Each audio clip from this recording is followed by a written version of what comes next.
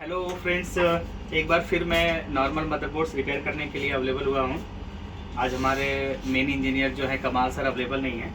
सो पहला ही बोर्ड मुझे मिला है सीडार इंटेल 13269-1। इन सब मदरबोर्डों में कॉमन प्रॉब्लम्स होती है जिसके बारे में पहले भी डिस्कस किया है कई बार। आज एक बार फिर से हम इसको रिपेयर कर रहे हैं। देखिए हम बताते हैं फटाफट। इसमें हमने इसको रिपेयर कर दिया है। एक एज ए केस स्टडी हम आपको बताना चाह रहे हैं कि क्या क्या करना होता है जनरली, या क्या किया हमने तो ये प्रॉब्लम सॉल्व हो गई और कौन कौन से सिग्नल मिसिंग थे, ठीक है, और क्या हमने किया उसका वैलिड रीज़न।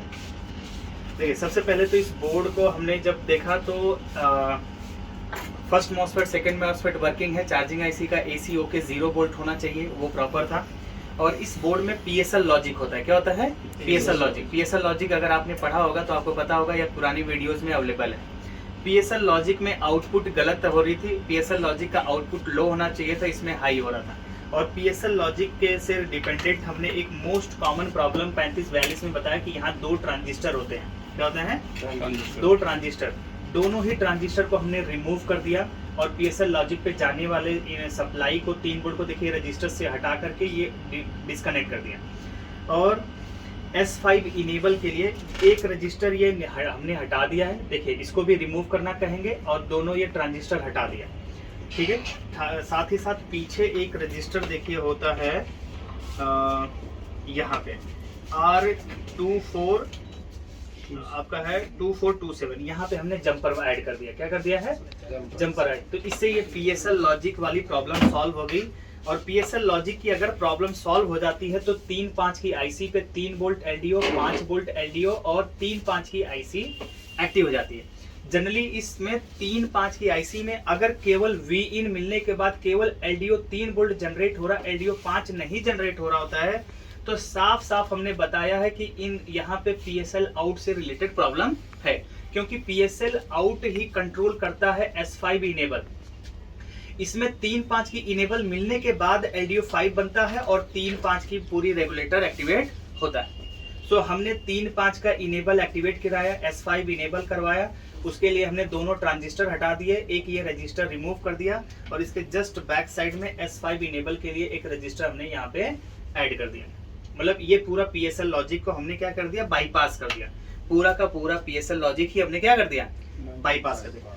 उसके बाद एक इसमें प्रॉब्लम आती है RSM रीसेट से रिलेटेड सिग्नल। RSM रीसेट से रिलेटेड सिग्नल्स कई बार RSM रीसेट हाई नहीं हो पाता है। क्या नहीं हो पाता है? हाई नहीं हो पाता है। तो यहाँ पे एक ट्रांजिस्टर होता है जो कॉमनली बहुत बार खराब पाया है हमने।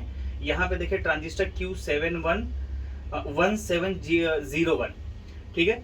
ये अगर डैमेज होता है या सही काम नहीं कर रहा होता है तो RSM रीसेट हाई नहीं जनरेट हो पाता। इसको भी आप बाईपास कर सकते हैं। इसको हमने हटा ही दिया, पूरा बाईपास हो गया, RSM रीसेट फ्री हो गया। उसको डाउन पुल डाउन करने के लिए कोई दूसरा मटेरियल यहाँ पे नहीं रह गया। क्लियर? यानी पुल अप हाई होगा तो वो हाई ही रह जाएगा। ये ट्रांजिस्टर बीच में लगा होता है जिसकी वजह से कई बार RSM रीसेट डैमेज हो जाता है, दिक्कत करता है। तो ये ट्रांजिस्टर को हमने बाईपास कर दिया। आप सर्किट में देख सकते हैं कि ये किस तरीके से है, या हम लोग ऑलरेडी ट्रेनिंग के दौरान समझाते भी हैं, प्रीवियस क्लासेस में भी या प्रीवियस वीडियो में भी ये जवाब मिल जाएगा आपको।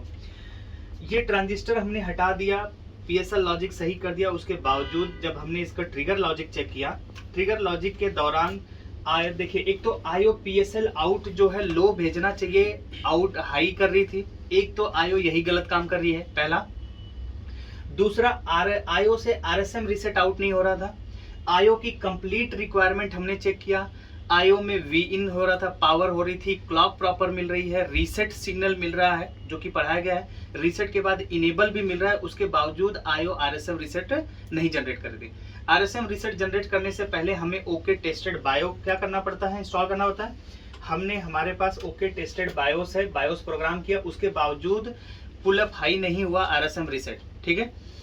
अगर RSM रीसेट नहीं आएगा तो सस क्लॉक का जवाब भी नहीं आएगा। इसके बाद हमने RTC सेक्शन पूरा चेक किया, RTC सेक्शंस के लिए, और 3.3 वोल्ट S5 की पावर, PCH को दी जाने वाली RI हैज, बैट लो, PCI, सस1, सस वेक, PCI वेक, ये सारे सिग्नल चेक किए। सारे इनपुट्स ओके होने के बावजूद आपका सस क्लॉक सिग्नल नहीं रिसीव हो रहा था IO को। IO तभी सस क्लॉक रिलीज करती है या रिसीव सच क्लॉक रिसीव होते ही तुरंत आरएसएम रीसेट इसमें जनरेट हो जाता है, आरएसएम जनरेट नहीं होता। तो स्ट्रॉन्ग रीजन मिला हमें आईओ रिप्लेस करने का। ठीक है, हमने देखिए इसकी आईओ रिप्लेस की है। हमारा ये ओल्ड आईसी होगी, इसमें हमने ये देखिए ये आईसी रिप्लेस कर दी सीधे सीधे। 2 ट्रांजिस्टर जो हमने है उसको रिमूव कर दिए हैं, 2 ट्रांजिस्टर ये रहे हमने जो रिमूव कर दिए हैं। और तीसरा क्या किया है, एक रजिस्टर और एक डुअल ट्रांजिस्टर जो है इसको, ये कंपोनेंट्स हमने, ये तो हमने रिमूव कर दिया, ये भी रिमूव कर दिया, ये भी रिमूव कर दिया, उस पूरे सेक्शन को हमने बाईपास कर दिया। आईओ हमने रिप्लेस किया है, एक रजिस्टर रिमूव किया है और एक रजिस्टर ऐड किया। अब ये मदरबोर्ड पूर्ण रूप से फंक्शनल हो गया। ठीक है, दिखाता हूँ। अब ये बोर्ड वर्किंग कंडीशन में आ चुका है। थोड़ा ये फास्ट ट्रैक किया मैंने।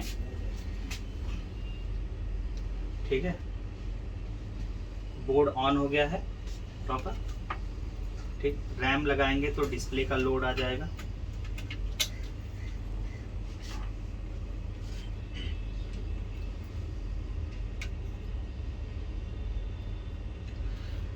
ठीक है, ये सही है। सो इस तरीके की, और ये केवल केस स्टडी है और ये वही समझ सकते हैं जो ऑलरेडी प्रीवियस वीडियो जिन्होंने देखा है या जो ऑलरेडी मदरबोर्ड रिपेयर कर रहे हैं। शॉर्टकट और फास्ट वे में इन बोर्डों को किस तरीके से रिपेयर किया जाता है, ये बेसिक्स, ये जनरल यही प्रॉब्लम्स आती है, अक्सर आपको यही प्रॉब्लम मिलेगी। ठीक है, थैंक यू।